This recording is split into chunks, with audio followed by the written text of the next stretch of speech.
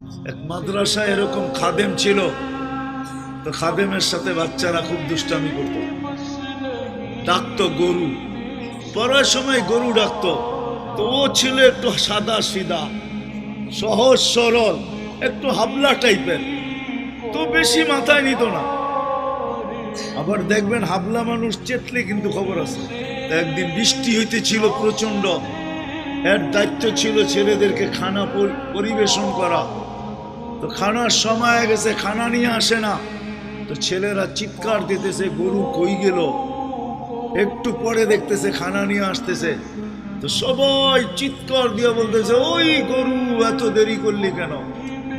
বাস সরল সহজ তো লেগে গেছে মাথায়। মোতামিম সাহেবের কাছে যা বলতেছে চাকরি করব না। কেন?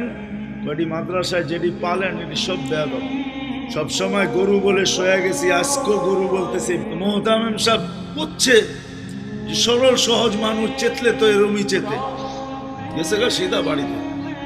রাত্র ৩টার সময় আসতেছে, আয়সা মোহতামিম সাহেবের দরজায় খটখটাইতেছে, জিজ্ঞাসা করছে কে?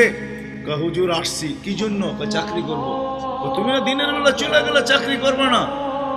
এতদিন চাকরি করতেছিলাম শুই না, এখন চাকরি করবো দেখা। বলছে এটা আবার কি দেখা চাকরি করবে মানে? আমি স্বপ্নে দেখতেছিলাম কিয়ামত হয়ে গেছে, আমি পুলসিরাতের পাশে যেয়ে দাঁড়ায় আছি, পুলসিরাত চুলের মতো চিকন, তলোয়ারের মতো ধার। ভয় পাইতেছিলাম এটার উপরে পা রাখবো তো রাখবো কি করে। একটু পরে চিৎকার শুনলাম, তো দেখলাম মাদ্রাসার ছেলেগুলা সবগুলা হইহুল্লার করতে করতে আসতেছে। ওরা পুলসিরাতের পা দিতে দেরি, এটা সুপার হাইওয়ে হয়ে যেতে দেরি হয় নাই। সবগুলা উঠা পার হইতেছে, একটা পিছন থেকে আমাকে দেখা ফেলছে আর চিৎকার দিয়া বলছে ওই তোরা যাস কই? আমগো গরুটা তো দাঁড়ায় আছে, ওরে নিয়ে যাবি না? বলে সবগুলা পিছে ফিরে আসছে আর আমাকে উঠায়া কেউ হাতে কেউ পায়ে ধরা সব কাঁধে করে নিয়ে পার করা দিছে। ঘুমের থেকে জায়গা গেছি, এই জন্য চোখে দেখা আমি এখন চাকরি করব।